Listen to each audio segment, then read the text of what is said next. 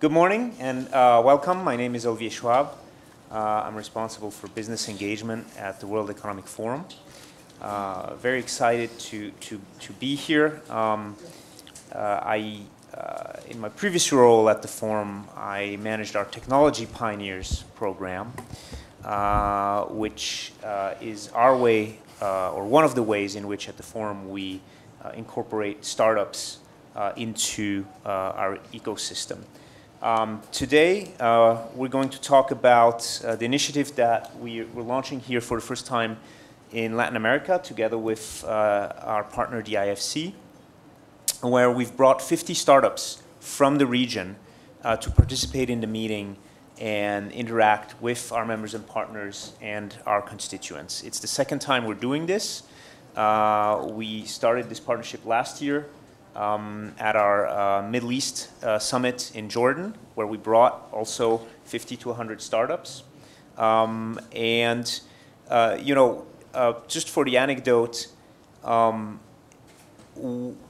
about 10 years ago or so, it was difficult to bring startups into a conversation with some of the large incumbents, right? They were not necessarily interested in hearing what these young entrepreneurs had to say. Today, it's a completely different environment. You cannot have a conversation around what's going on in the business environment, in any business environment, if you don't integrate some of the young entrepreneurs and innovators. So it's absolutely key to integrate startups into our conversation, and we're very excited to have two representatives here. We have Grégoire, Balasko, Orélio, and Gabriela, Rocha, who represent two of the startups. Maybe another anecdote is that if you look 10 years ago, every part of the world was trying to emulate Silicon Valley and saying, oh, how can we create a startup ecosystem? How does that work? Can we become like Silicon Valley? I think today, if you look around the world, there are fantastic startup ecosystems in every city, in a lot of cities in every region, with their own flavor of entrepreneurship and technology that are often adapted to the local needs. And so it's not just about Silicon Valley anymore, but it's about Berlin, Shenzhen, Santiago, and so on and so on. I'll hand over to Hector from IFC to give us a bit of an overview of why this is important from your perspective, and then we'll hear from our innovators. All right, thanks, Oliver. Look, I think from the perspective of the IFC, we have been investing in startups for maybe around since 2004. It has evolved. It's a business that has evolved over time, and we have invested around $1 billion in around 90 companies globally, around 20% of that in Latin America. So we have been through a very, very steep learning curve, and we do investments directly into companies, investments into funds, like investments in accelerators. And about 2 years ago, and we made a decision that we needed to strengthen the ecosystem, that it's okay to do the investments, but we could actually contribute by partnering with others to strengthen the ecosystem. And in that context, we started our relationship in the Middle East a year ago, and now in Latin America. Particularly because we see, from the IFC perspective as a development institution, that startups provide a new way of addressing old problems. Okay, so problems that are related to access and that hit inequality in a big way. But no institution has enough bandwidth or firepower to help and make a dent in this issue. So the partnership with the forum is really, in this case, specific for Latin America, about providing an opportunity to startups to do two things: to interact, as you mentioned, with the large companies and the key decision makers in the public and private sector in the context of the forum, and then also to be able to cross-fertilize among themselves, right? So we have the large innovation or startup hubs in Latin America that tend to be clustered around successful entrepreneurs. So you have Sao Paulo, you have Mexico City, you have Buenos Aires, of course, and then to a certain extent others like Santiago. But then you have a series of markets that are too small and need to be integrated. So we think, I think startups have shown in Latin America they can integrate and expand regionally faster than industrial companies did in the past. So we think that's a very good thing. And we wanted to encourage that through this event and by bringing these guys, giving them that opportunity. Yeah. Thank you. Maybe I'll turn to Gabriela. Mm-hmm. And I have two questions. The first one is, what are, for you, challenges and opportunities? You're based in Peru, I understand, your startup? We started in Peru. We're now in 4 countries. Okay, fantastic. So what are the challenges and opportunities specific to this region as a startup? And maybe you can start by telling us a little bit what your company does. And then second question, what do you expect from a meeting such as this one? Okay, great. So Laboratoria, we are a social enterprise that works to prepare the talent and the youth of Latin America to upskill their digital skills and so they can thrive sort of in the 4th Industrial Revolution. And we do that in 2 important ways. So the first way, and it's sort of the core of what we do and the reason why we exist, is that we identify young women from under-resourced backgrounds and who are very talented and have a lot of potential, but who haven't had access to the best education, because that's a reality in our region. We train them in programming over 6 months in an intensive program, joined with soft skills, which is something important as well that companies are demanding more and more. And then we connect them with jobs in the tech sector. So that's the first thing that we do. That's our core. We started about 3 years ago in Peru. We grew very quickly to Chile and Mexico, in line with what Hector was just saying. And now we're actually launching in Sao Paulo. We've trained about 600 women, and 80% of them have jobs now in the tech sector in big companies like Walmart, Accenture, ThoughtWorks, and startups as well. And the second part of what we do, which is important, is that companies started realizing, they came to us and said, you're preparing the future youth, and I'm hiring junior talent from you. I also need you to prepare my workforce to sort of what's coming, right? And so we created a corporate learning program where we teach, where we have several courses for the leadership team of the top companies in Latin America, and we work with them to work with a more digital mindset. There's a lot of challenges, being an entrepreneur in Latin America. We in particular are a social enterprise, so that comes with some additional challenges, I think. But there are also a lot of opportunities. So I think one of the things that is challenging in Latin America is that it's funny, because being an entrepreneur is a huge risk, but it's also a huge privilege. And one of the things we see in Latin America is that there's still a lot of inequality in terms of who is able to actually be an entrepreneur. And so I think that in the sense, we need to make it easier to be an entrepreneur. We need to, legislation needs to make it less risky and more profitable to be a startup and to be an entrepreneur, so that we can get more people launching into this. I think another challenge that's really interesting is that unfortunately a lot of the public entities focused on startups are not actually legislating in favor of startups. So they have funds and they have programs like grants almost for startups, but they're not actually working with the public sector as our lobbyists almost to make it easier to become entrepreneurs. And something related to your second question, I think one of the most incredible things about these events and what we expect and why we're so excited to be here is that one of the things that is a huge opportunity for startups is that we get to try small. We get to innovate, and it's cheaper for us to fail, right? And so we really do come up with really innovative solutions that respond to a lot of the challenges of the public sector. The public sector and the private sector don't always have the means to provide some of these solutions that we do. And so this forum gives us an opportunity to show what we're doing at a small scale and then partner with both the private sector and the public sector to sort of scale these initiatives. And very importantly, influence in public policy. So we are solving a problem of talent, we are solving the problem of the gender gap, we are solving several problems that are in line with some of the goals of Latin American governments, and by doing so we can work together and make this scalable. Oh, ambitious agenda. Yes. Thank you. Grégoire, tell us a little bit what your company does. And you're based here in Sao Paulo. Correct. And yes. Maybe you can give us a bit of an overview of the ecosystem here and what you see, as well as challenges and opportunities, and what do you expect from the meeting here? Okay. Thank you very much. Good morning, everyone. I'm the CFO of Loggi. Loggi is a urban last mile delivery platform.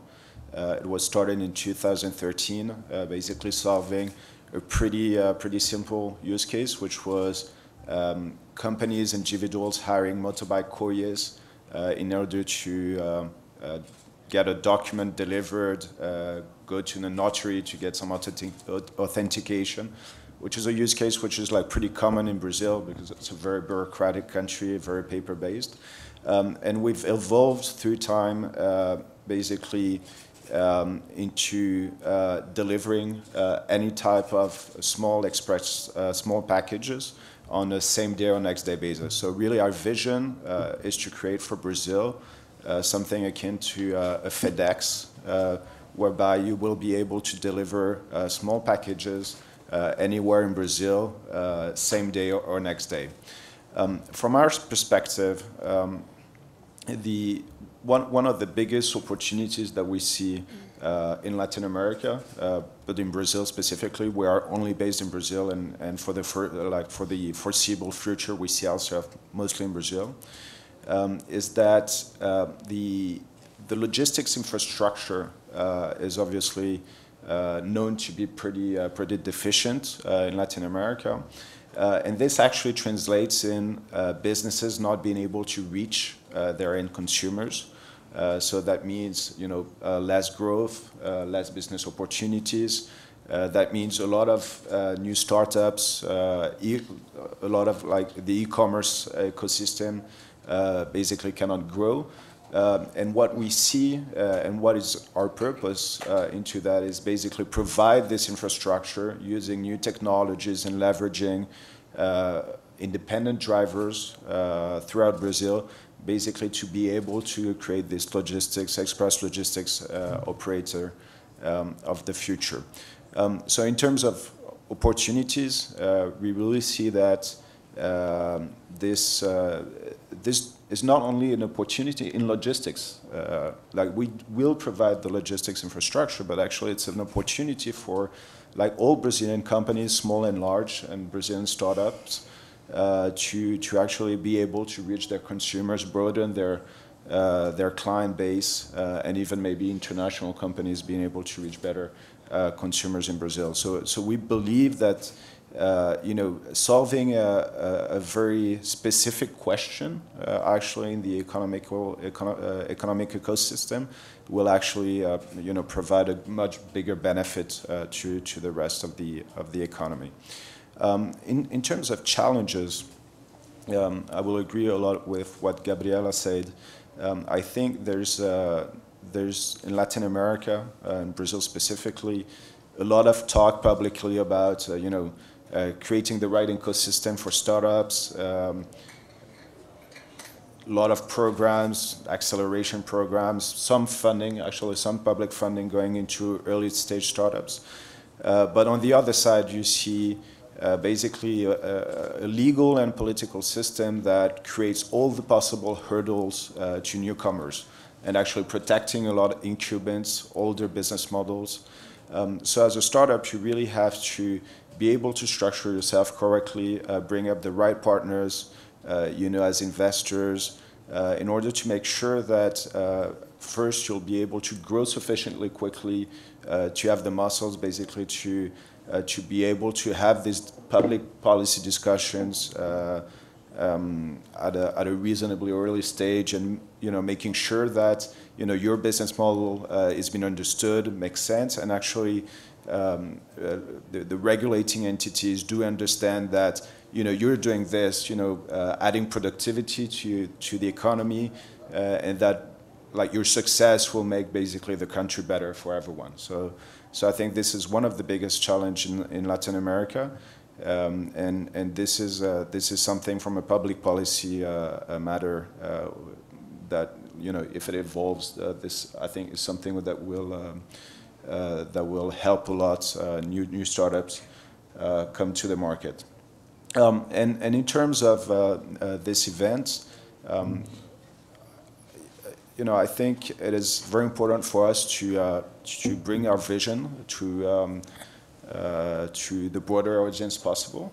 This is what will you know, get public policy and other stakeholders to understand exactly what we're building, understand what we need. So I think this type of forum is actually perfect to communicate on what we're doing, and this is basically what will you know, shift the balance into creating a better ecosystem, we think, for startups in general, from our perspective. Thank you. So maybe just a follow-on question. It's interesting you didn't mention necessarily access to funding as a challenge, and indeed I think there's quite a few larger VC firms that have started to come from the U.S. into the region. So it seems that you know, these opportunities are developing. You both spoke more about the policy side and the challenges related to that. Are there countries or cities in the region that have you know, established best practices in terms of the speed with which you can open a business, in terms of you know, providing mentoring and support structures that other cities can learn from or emulate? Maybe Grégoire then. Yeah, sure. So on the first question, on the funding side, you do get funding for early stage in Brazil. The funding ecosystem was virtually non-existent 10 years ago. It started to be slightly more active about 5 years ago. And this was very much a question, you know, you had people available to invest, but you didn't have the startups actually to be investing. And what I see now is that you have actually very vibrant, you know, early stage funding industry in Brazil, and very vibrant startup, you know, ecosystem. So the early stage part of the equation is actually pretty. I think doing pretty well in Brazil. The bigger difficulty is, you know, once you get to a later stage, so, you know, Series B, Series C, and this is when, you know, you still have to go access, you know, U.S. like foreign investors. This is less of a problem in the sense that the companies typically are already big enough to be able to face the cost of going, you know, to foreign investors.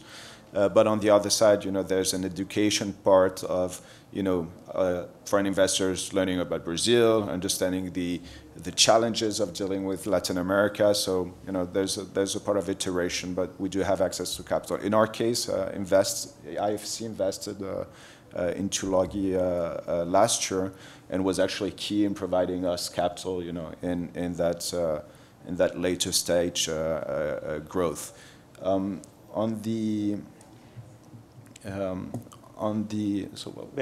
If there are cities or countries that have Yep. that are sort of leading the way in terms of policies.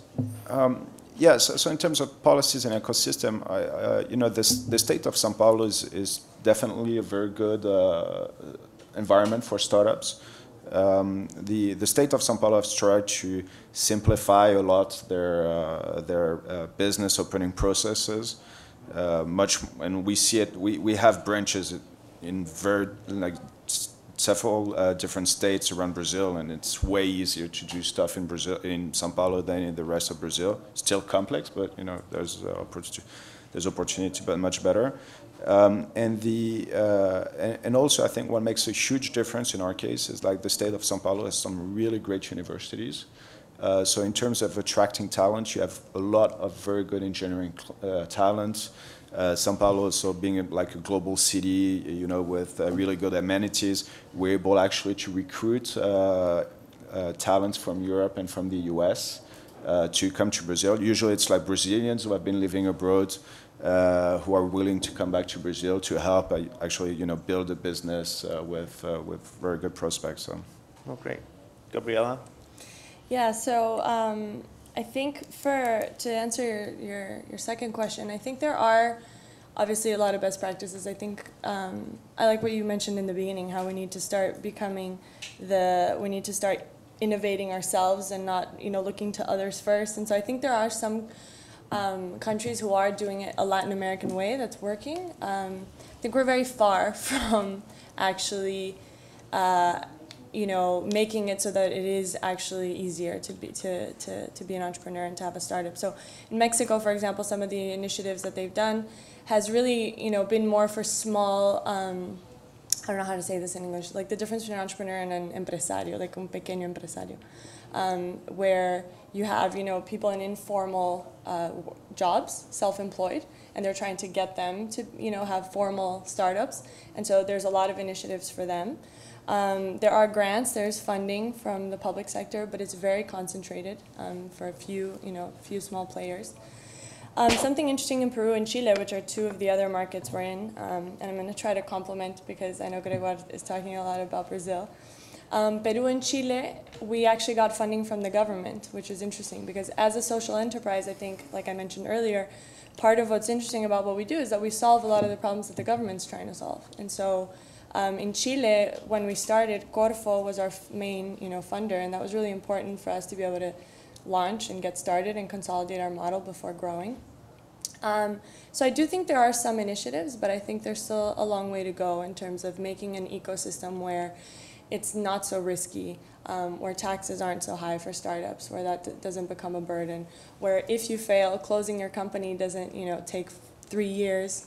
In Mexico, for example, now you can supposedly start a company in 1 day. That's not true. That's like step 1 of 18 that you can do in a day, right? And so I think that's the reality we live in, but I think there are a lot of opportunities, and you see more and more startups like Loggi, like Laboratoria, like the 50 who are here in this event that are, you know, beating a lot of these burdens and really growing and becoming competitive on a global level. So thank you. We have time for 1 or 2 questions. So I will open it up. I think we could, I mean, I would love to go on for a longer conversation because I think it's quite exciting what we're hearing, but okay, one in the back. I just said maybe nobody asked. Please introduce yourself. Yeah, my name is Komal, CEO and co-founder of Lab4U. Very happy to be here. My question was inspired by what Gabriela said initially, where she said it's maybe cheaper for us startups to go forward and maybe fail and try again, etc. But regardless of that, you know, having small teams and risking our little capital in order to succeed, how does the IFC or maybe the other actors here look at the gap in funding between the pre-seed, seed, and the later stage? I understand IFC funds later stage startups, and then incubator seed, pre-seed startups, but there's still a gap between the pre-seed and the Series B or Series A funding model. Where do you see, I mean, it's an open question, where do you see governments or funds or World Bank IFC can work in order to, you know, reduce and close that gap? Good question. Hector, maybe you want to take that. It's not an easy one, but I'll try to address. Look, you have to look at it when you look at it from a perspective. 13 years ago, we could tell you with our eyes closed how to finance a $1 billion power plant. But if you would come with a startup, it was something we couldn't even start to look into it. So we've been through a learning curve, trying to match what we know and our skills and our capacity with the gaps that we see in the market. And I think it's clear, and you're absolutely spot on, that the biggest gap in most markets, it's you know, at the seed level, right? So how you bridge this? Our strategy has been to invest primarily directly into companies, We've also started to invest in funds that actually have the capabilities to start bridging this in some markets, and to do it in, let's say, accelerators, right? I think, and our view is that we are seeing a series of movements in the markets where the companies, the incumbents, if you want to call them, they're seeing that this is a need, and a few investment vehicles are being set up to actually address this. So you have the big tech companies and a series of companies putting together funds to bridge this. I think we are still far from that. I think the only comfort that I can give is that we on the investment side are it's very clear in our minds that there is this gap, and I think in the coming months you will see movements towards that. Maybe taking us one step back this is one of the things that I forgot, I should have mentioned, is that for us think of it, this event with at least 50 plus startups in a very concentrated 2-day, for us is the biggest opportunity to learn, because it would be very, very arrogant from ourselves to tell you that we know everything that a startup needs. For us to take that in and then use our capital, influence, know-how to try to address that. Right? So this is, I think, it's work in progress. You're spot on. I think you will see progress over the next months. We can give you a list of things. Yep. Happy to take it. Yeah. Thank you. Thank you very much. Time is up, unfortunately, but I'd like to thank the three of you for this very insightful overview. And we have a program this afternoon where we'll be able to continue the discussion. Thank you. Mm-hmm. Thank you. Thank you.